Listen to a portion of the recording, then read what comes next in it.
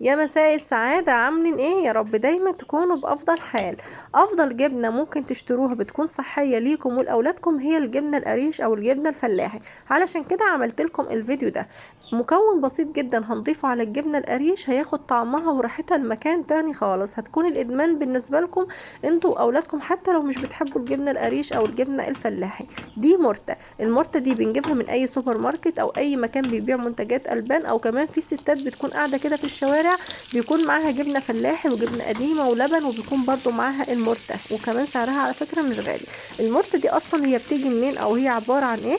لما بنسيح الزبدة عشان نعملها سمنة فلاحي فبتعمل طبقة في قاع الحلة. هي دي بقى الطبقة اللي بتكون في قاع الحلة بيكون اسمها مرتة. بنجيبها وبنسيحها على النار. لو نسبة السمنة اللي فيها قليلة ممكن نزود عليها معلقتين من الزيت ونسيحها على نار هادية وهي سخنة كده، بننزل بيها على الجبن. عايزه اقول لكم ان هي بتاخد طعم وريحه الجبنه لمكان تاني خالص.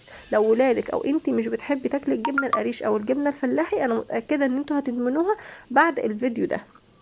كمان ان شاء الله عايزه اقول لكم ان انا قريب قوي هعمل لكم فيديو ازاي نحافظ على الجبنه القريش فتره طويله عندك من غير ما تعمل طبقه صفراء او تعمل طبقه كده غير مرغوب فيها على الوش، خاصه ان الجبنه فعلا القريش يعني ايه عشان مش بيكون محطوط عليها مواد حافظه فبتلاقيها ان ممكن بتفسد بسرعه. لكن انا هقول لك على طريقه هتخلي طعمها زي طعم جبنه المحلات بالظبط ويمكن احسن كمان.